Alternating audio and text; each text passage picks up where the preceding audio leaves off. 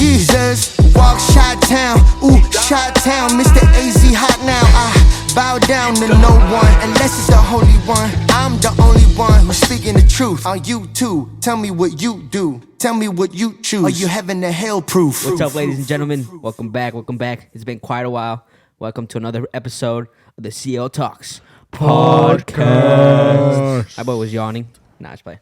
But I hope you guys all have been doing good. Like I said, it's been quite a while. It's been like almost 2 weeks since we've been here with our lovely selves, talking to this beautiful camera. And the people behind the camera. Yep. And the people behind Deuces. the camera. So, obviously, in this podcast, we do have 3 different segments. First one being irregular, degular, like we'd like to call it, PDcast. Oh, yes, I like it. Second one, CL Circles. We bring in somebody, a beautiful individual. We talk it up. We chop it up. Yes, sir. And last but not least, the Q&A, where you ask some questions. We answer them. Yes, that's it right there. That's it. Very nice. Woo. So, What a great intro. how y'all doing, lads? How we feeling? Shit, we good, bro. We chilling, bro. Fucking, I'm not gonna lie, I'm a little exhausted, but ain't nothing but a thing. But besides that, everything's Nothing good. but a thing. Ain't nothing but a thing and a chicken wing. What about you, Santi? That is right. I am feeling blessed, nevertheless. I'm doing okay. I can't complain. I am recovering from a rear end collision, which messed up with my muscle in my neck. But we're doing good. We're doing good. I thought you said it wasn't that bad. I mean, my It wasn't car. I until mean, about 2 my days car. ago. My car's fine, but I mean, my neck hurt. My finger is still a little swollen. Wrist is a little fucked up. They told me I couldn't. Bro, I think I knew what you were doing, bro. Dude, how was that? I was thinking if the car impact wasn't that bad, like bro, I don't know, man. I think I've actually- like maybe whiplash. My boy was hitting the whip it. So it was whiplash because let me tell you, bro. So I was at this red light about to turn left to get into my job. We were at this red light for 2 minutes. 2 minutes. 2 minutes. And then the light turns green. There was like 4 cars in front of me. And then all of a sudden, I just feel doof. And I was like, what the fuck? I was like, what the hell is this? And then I obviously go in, we park. This guy comes out, fucking grabbing his head. He's stressing. And I'm just like, bro, what the fuck happened? Like, what were you doing? Like, we were at this red light for 2 minutes before you hit me. And I saw him in my rearview mirror. Like, he was there. Like, it's not like he had just pulled up and hit me. He was already there. And then he didn't know English. And then I was like, yo, Spanish. And, we chopped it up in Spanish. He was freaking out. I ended up just being like, yo, bro, just give me some cash and we'll call it a day. My car is not that bad. Like, just some paint came off. But yeah, I don't know. Because I was already, just straight chilling, relaxed. And then all of a sudden just doof. Just, I don't know, probably the whiplash caused some muscle pain and nerves. And yeah, they gave me some muscle relaxers. Got me really high the first day, but then I stopped taking them because, yeah, fuck that. Like, it was stupid. But yeah, we're here and we're good now. I can't believe that. Like, that's like, I feel I've seen videos where people say that if you're relaxed, instead of you being tense, it actually helps being more relaxed and tense. Because then, I don't know, maybe you're just a big old teddy bear, softy. Maybe I am. You should have pulled a Canelo on him. Get the fuck out of here, man. Nah, Now he wanted him to stay. I did want him to stay. Almost gave him $20 so he could be like, yo, go on with your day. But I was like, yo, what the fuck, man? Yeah. Kind of crazy to Wait, be so honest. how much money are you asking from this guy? Well, I asked him, for a solid $300, but, he had hit me with, he was illegal, which honestly, I should have been like, bro, you are illegal. Like, you probably make more money than me. Like, stop lying. Like, the way the government's handing out cash, How is he Ubering? Was he Uber eating or Ubering? Oh, he was Uber? Yeah, he was Ubering. I don't know which one he was doing. He just said Uber, so I was like, Uber? damn. Because you need papers for. We're not papers, but you need some sort of documentation. So. Yeah, for sure. He probably just wasn't using his own. Because when I was like, yo, you got insurance, you got anything, and he was like, I ain't got shit, hermano. And I was like, fucked up, man. What do you think he was from? Mexico? I don't know. Guatemala? I don't know. Because Nicaragua. his accent, like, it could have been like something like South American, but at the same time, it could have been like maybe just like a chilango or something, you know. So somewhere, you know, Aztec-y. So I was just like, damn. I was like, I don't even know. But and then he was like, bro, like I don't have no money on me. I'm literally about to go work. Like I can get cashed out tonight from work, and then I'll pay you. And then I was like, all right, my man, whatever it is. And then I was like, you know what, man, like it is what it is. Like I'm already here. Like it already happened. I was like, you know, I'm gonna leave this up to the man upstairs. Like if the guy sends me money, he sends me money. If he sends me $20, he sends me $20. Like I already agreed with the fact of going to work and letting it be. So it is what it is. Still no penny. Oh yeah, he gave me $100, and I was like, whatever, man. I was like, it is what it is. Fuck it. Palonche. Whatever, man. You know, what can I do? Like what? Like realistically, I'm not gonna be like, yo, give me more money, and then he's gonna be like, I got no money, and then I'm gonna be like, well, fuck, I'm gonna call the cops, and Take then this to court. yeah, and then it's like it's not even gonna be worth it for me at the end of the day. Like the damages are only $200, if that. Like just rub some dirt on it, spray some paint, and call it a day. You know. Sharpie. Something. Yeah. Nice.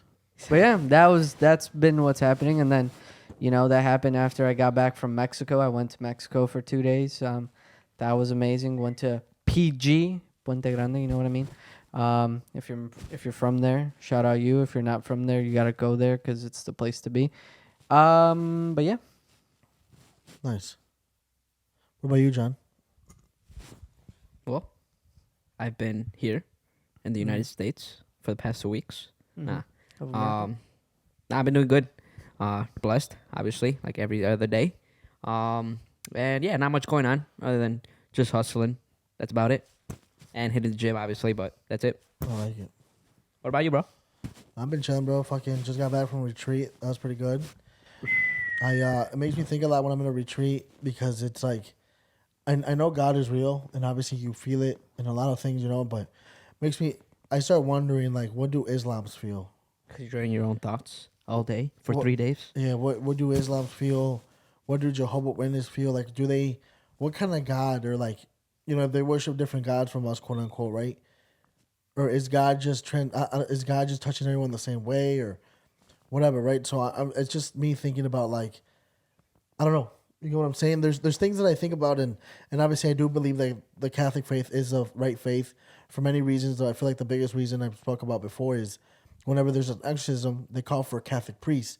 I have heard that Islams do their own way of casting out bad demons, but it sometimes gets to the point where they can't, so they contact the Catholic Church. So that by itself, to me, I feel like wherever there's good, there has to be bad. And because I do believe that when you say a prayer, there's two people listening, or you know, there's 2 ears. There's 2 ears. So that goes through my mind is what do they feel, and why do they feel it? If our faith is the real faith, there's things like that, you know. And yeah, man, that's just what was going through my mind. And I was listening to a podcast a long time ago, and we know this for a fact because we lived through it. When we were in the whole MLM bullshit, you feel it like it's right because the energy around it. You believe it because of the people around it. There's people around you that start to believe it so that you become delusional. Not saying this in the same way in the faith, but is it you? Do you feel the Holy Spirit, quote unquote, because you see other people around you feeling it? Is it like an energy thing? And there was just thoughts. Obviously, that's just like my mind wandering off. I do believe that I'm in the right faith with the right people. I do believe that you know, Jesus is God, and I do believe in the Holy Spirit and all that. But there's just a lot of variables that I think about, and I don't think anyone has an answer to that, you know. But just shit that I was thinking about this weekend was, what do Islams feel? You know, I know like Hindus, they believe in like, or don't quote me right, but they believe in many different gods, and it's like what is it to them? Like, why aren't they Catholic? You know what I mean? And obviously, it goes back to being born with Mexican parents or in the Catholic faith. What if we were born with Indian parents that believe in Hindu? You know what I mean? So I don't know, just a bunch of shit, bro. Yes, I mean, sometimes I think like, obviously, you know, there all these religions, you know, because they all come from like different cultures and all that. But like, what if like their God is the same God we believe in. No, I believe that. I don't know, I like- believe that. But the thing that I mean, you gotta remember. So when Jesus was crucified, he told his disciples to go out and preach the word. Obviously, 12 people going out and preaching the word, it's not going to be the same. Different for versions, yeah. Yeah, it's not going to be the same. So obviously, I feel like that's where we got the different religions from. But again, I believe that the Catholic Church is the right church because Jesus told one of his disciples to build. He said, "Build this church upon this rock," which was the Catholic faith. And again, when you talk about Catholicism, I was just talking to my cousin about it. It's kind of frowned upon by a lot of people because of the things and the mistakes that us humans have caused. Again, we're only human, but on the bad, there's good. You know what I mean? So there's just it's a lot to think about sometimes. But sometimes I do say just shut up and believe. But then is that ignorance? Is that me just saying, oh, am I being delusional? True. You know what I mean? I don't know. There's just a lot of things I think about, man. But I do believe again that Christ is King, and God is good, and I do believe that the reason my parents are the way they are and my life is the way it is because of God. And yeah, Amen. I told you I had Father Tim as my person that confessed me, and I told him to hop on the Oh, yeah? podcast. Yeah. Nice.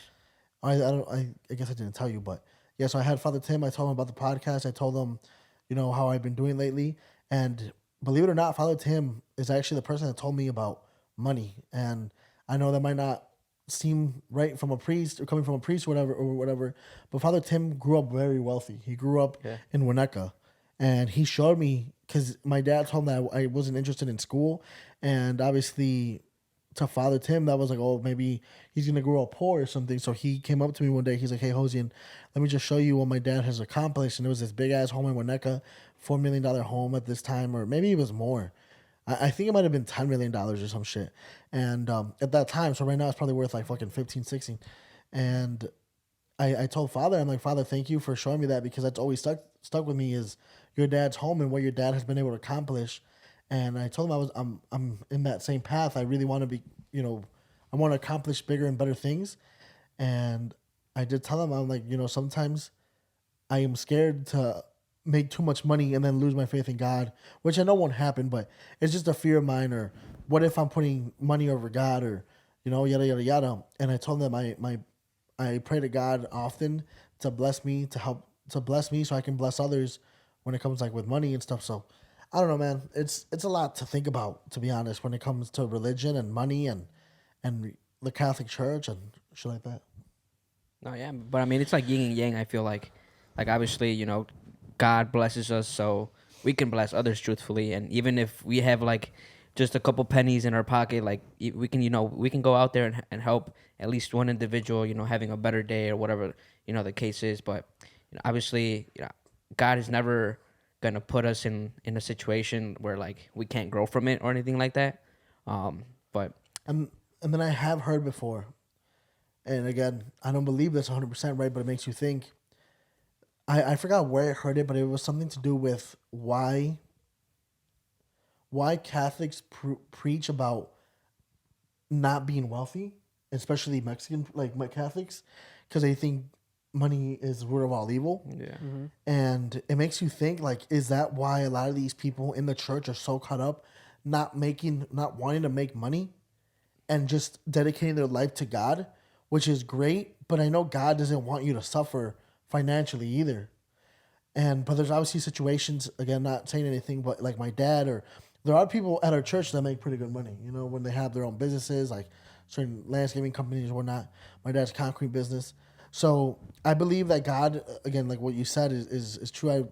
I wouldn't think God would put you in money or wouldn't take away money if he knows that you won't be able to grow from it. So I don't know, man. I don't know. But like you said, I another thing I believe is that when you have money, it's just a reflection of who you truly are. So Yeah. how you are without money and how you are with money is the exact same thing. It's just a bigger, On a bigger scale. yeah. So I don't know, man. There's a lot of things I thought about this weekend, and obviously, it was a good experience. I honestly didn't want to go, and I mean, I knew that whether I won or I didn't go, I was going to be fine regardless. But then you got to realize that no matter what situation it is, especially when it comes to a retreat, it's only gonna benefit you. It's not gonna hurt you anyways. You know what I mean? So it was a good time. Met a lot of interesting people. Heard a lot of fucked up stories, and yeah. Wow, that's truly inspiring. I mean, I can't wait to go to a retreat myself and be able to, honestly, because I mean, I haven't experienced a retreat since I was probably in middle school, so it's been a fat minute that I was at a retreat. So honestly, when you told me about the one in Round Lake coming up in May, it well, even that one, the one that you went to, because you called me that day asking me if I could go, which I would have loved to go, but I know at my job, like I couldn't just ask for that weekend off, like just like that, because it was so last minute. But definitely for the one in May, I'll be attending and being able to live through that and go through it again. I just can't wait to experience and come out of it and like see what I learned and see what I was able to acknowledge and like pick up from my time there. Yeah, and then a lot. Obviously, outside of the church, me and John kind of grew up in the church in a way where we see men and all these men and ladies talk a lot about God, and then you see the true colors, and it's like, where is God? You know, and it's not me judging, but a lot of these people, like if I went into a group, I don't think I would be able to judge like why is this guy doing this and that guy doing that. But it's so much shit that I think about, man. I'm just like I feel like my mind overwhelms me sometimes from all the thoughts that I fucking have, especially during a retreat. It's I don't know. It's kind of interesting. But Emmaus is a good retreat, man. Yeah, for sure. I did live it. It was last year. I think it was in May actually too. It was that long ago. Or it might. No, actually, it might have been like I don't know because I remember it was cold as hell one day. I'm like, yo, what the hell? But I think it was summer though. But I mean, no, yeah, for sure, it's a beautiful experience. Going through a retreat, and obviously, like Jose said, we kind of grew up around it, and I was probably like 12 or something when I started, getting myself involved into, my faith and all that. And it was honestly because of my mom, because I always saw her helping out around the church and all that. And one day, I don't even know, honestly, I don't remember exactly how it happened for me, to get involved with the youth group and all that kind of stuff. But it's for sure a beautiful experience. I do miss it. I ain't gonna lie, because like you're just it's like the, how we were in like network marketing and all that. You're around like individuals that think the same, and that energy, it just kind of rubs off on you, and you just feel good. Yeah. And obviously, like going through a retreat, you're in your own thoughts pretty much for however long it is, whether it's a day or a whole weekend, and you really get to reflect on your life and all that. Should I keep going? Yeah. But no, yeah, it's a beautiful experience for sure. I feel like at least hopefully our listeners, give yourself the opportunity one day, even if you're very like skeptical about it. And it's okay to be skeptical about things, because that's probably gonna answer a lot of questions that you probably have about yourself and your faith. But no, because you come out happy and you feel good and at peace, to be honest, or at least for me, that's how I felt, or how I feel every time I leave church or all that kind of good stuff. But yeah, for sure, it's beautiful, man. Yeah. But- No. What are you saying? Honestly, like what I was just gonna say, like I feel like the easiest part is like going and living through it and obviously experiencing it, because you're gonna go out either way and like afterwards and be happy. But I feel like the challenging part is what you do like after. Once you get out of there, like I feel like that's when you truly find, like you said, you truly find your faith, and then from there you can honestly just begin your own adventure. And I think that's the beauty of it, is like once you actually get out of it and you start your journey, like dude, it's amazing, because I feel like I started my journey like just the beginning of this year. Like I've been reading the Bible every day. I go to church every single Sunday, and I feel like I just reconnected with my faith and belief in like God and everything. And honestly, Dude, still going? I think that's like the beauty of it, is being able to find your journey and then where it starts, and knowing that like you're not alone. And Yeah. I don't know, like I just think that's where the challenging part begins, and it's a blessing, because God's gonna, like you said, God's gonna put you through things that He knows you're gonna overcome. So whenever you ask for things, like He's not just gonna give it to you, He's gonna give you challenges for you to overcome. So just keep that in mind, that whenever you're asking for things, ask for those challenges, ask for those things that are gonna help you grow and learn from. For sure. One of the I forgot exactly the name they call it, but it's like the guys that are like in your table, that are their servers. Yeah, the pastor. Yeah, the pastor. Yeah, I had this one dude. He's from Michigan, actually, Detroit, Michigan. Shout out him, Jaime. He kind of put it in a very nice way. He's like, you obviously, you take your car, to a mechanic shop, to get it, nice and suit it up, for fixing the problems and all that. He's like, the retreat's the same thing. You got to go in there and, maybe fix your faith or, gain a little bit more faith or whatever the case is. And, like Santi said, because I have actually heard this in pretty much all the retreats that I've been to, he's like, this is just to get you ready. Like the real retreat happens, once you're out of here. And that's very true. And man, God is really going to test how strong your faith is and all that. And honestly, the path of following God or following your faith and all that is probably the hardest thing. And it's not, to scare you guys, but it's to really, like I said, to challenge you guys to, to see how strong your faith is, and how strong your belief in the man above is. Yeah, like I said, when you say a prayer or when you have good intentions, there's two people listening, and like what you said is obviously true. I feel like when you go into retreat or when you do personal development, it's gearing you with weapons to fight when it's time for you to put those weapons into place. And that's why I was beating myself up a little bit when I was going to go into retreat because I really did not want to go. I was beating myself up because I'm like, if I really want myself to grow and I want to be better, why am I arguing with something that is ultimately going to benefit me, Mm-hmm. And so there's a lot of things that happened during the retreat, a lot of testimonies and a lot of talks about things that I personally can't relate to. And there's obviously one thing that I could say because it's not like defeating the fact of the retreat or anything, but you listen to a lot of things and maybe, yes, you can relate to certain things to a certain point. Santi, when you go, you'll see like a lot of things you can't relate to because you haven't been through or you're never going to go through for honestly a better reason. Of course. You're not going to do stupid shit, but after a few talks, they were like kind of back to back. I was kind of asked in front of everyone. And obviously this is in Spanish, and sometimes it's hard for me to translate my words from English into Spanish. But they kind of asked me like, "Oh, what do you think about the talks? Like, what touched you?" And I was like, "Sincerely, it's kind of hard for me at a young age, and me have never really, someone who has never really done anything bad overall, to be able to connect with these people." And I was like, so sincerely, I honestly couldn't really I didn't really get anything out of these talks, but I don't have to get hit by a car to learn how to I don't have to get hit by a car to learn to look both ways. Yeah. And I'm grateful for the fact that I've never gone through the shit that they've gone through, nor will I go through the shit that they go through.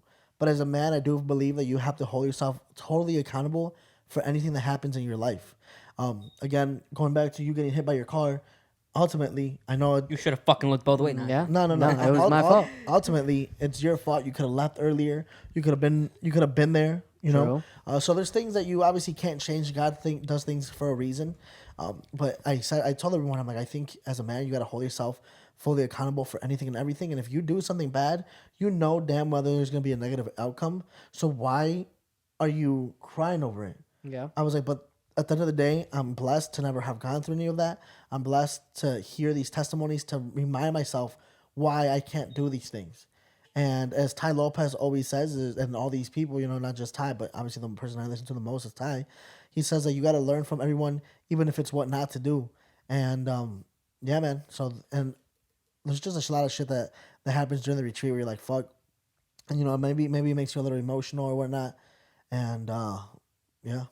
Honestly, I didn't get emotional at all until the very end, which you'll see why. I already talked to John about this, but there's something about men when they truthfully serve their God. When they're humble. And they humble themselves to a level where you're like, I cannot believe. It was not needed. Yeah, no, not needed at all. And I'm not going to lie, today I was driving to see a client and I started putting alabanzas way. And I didn't cry during the whole retreat at all, bro, at all. But I started playing the music and I started tearing up. Not me crying, but like me feeling like at peace, bro. And I wasn't even tearing up like if I talked, I would still talk normal. It was just literally tears running down my face, like for feeling peace. It was really weird. That's never happened before. But yeah, man, no, it was good. It was good to see a lot of people get out their comfort zones.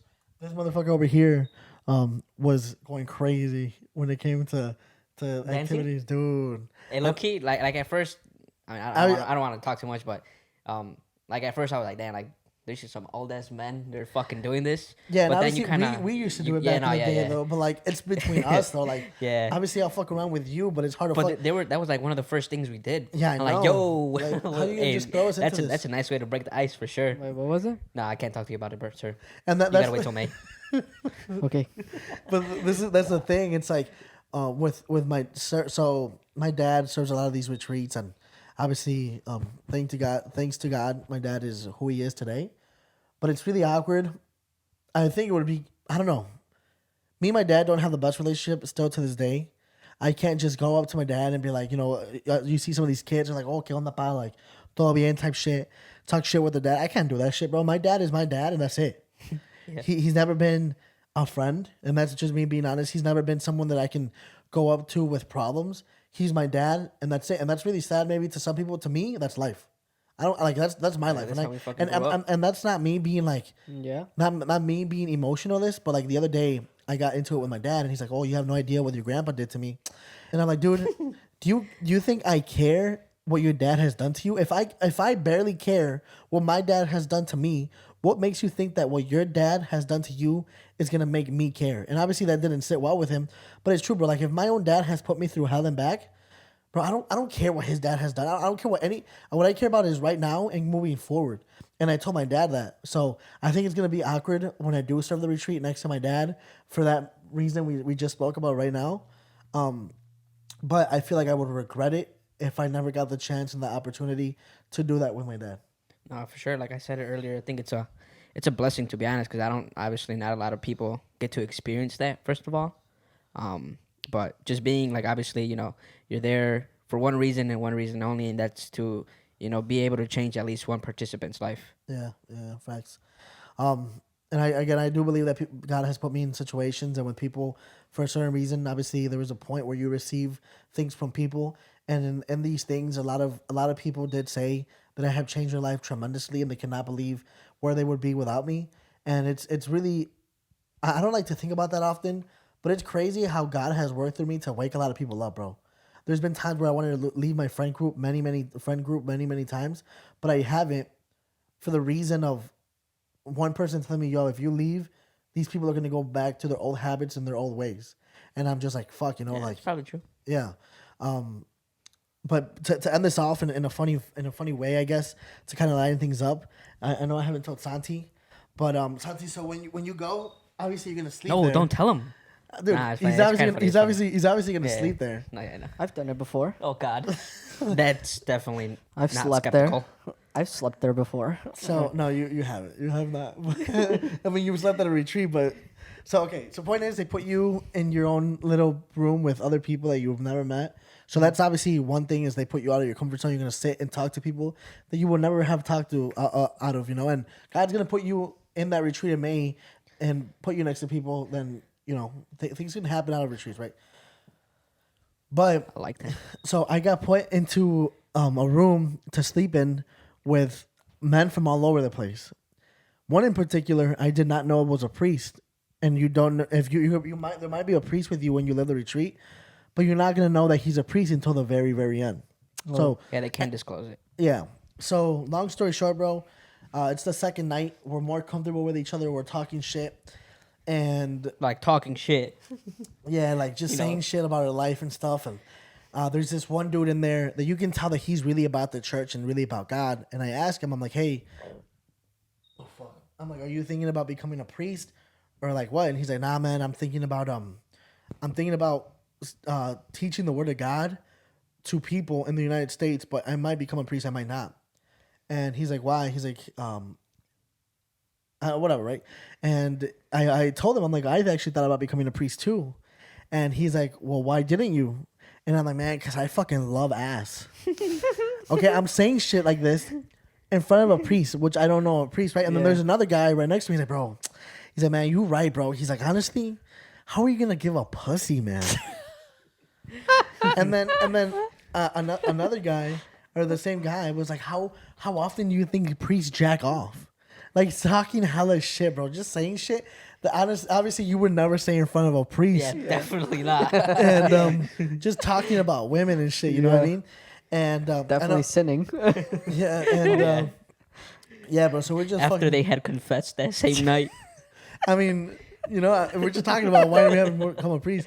But bro, it was just so funny, man, because this priest was actually laughing with us. Because that same guy that I'm telling you that asked how many times do you think a priest jacks off? So he's from Columbus, Ohio. He came all the way over here, and he's only been in the U.S. for a year. And I asked him like, "Oh, what part of Ohio are you from?" He's like, "Man, I don't even know." He's like, "I don't even know where." He's like, "I don't even know what street I live on."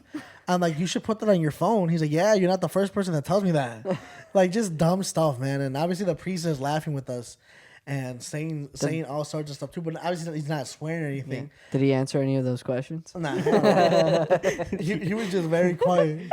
And then at the very end when we have mass, you see him go up there with his whole shebang. No. Oh yeah. Because like when I lived it too, there was a priest that lived there with me, and same thing. He literally stayed in the same bunker as me, and then Sunday comes, we're getting ready to church. This dude pulls up and all suited up. I'm like, what the Damn. heck?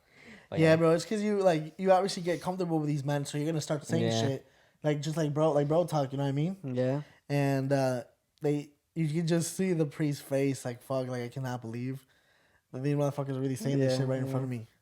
But besides that, man, it was a good retreat, and I hope anybody out there that would like to go to a retreat should, whether it's like through the Catholic faith or whoever. True. I think it'll benefit you more than it'll hurt you. But yeah, True. And if you want to become a priest, just remember you gotta let go of that ass. yeah. Unfortunately, love it. Nah, man. But All right. thank you guys so much for Thank you, everyone, coming along and tuning in. tuning in. God is good. See you on the next one. See you on the next one. God bless you guys. Alhamdulillah.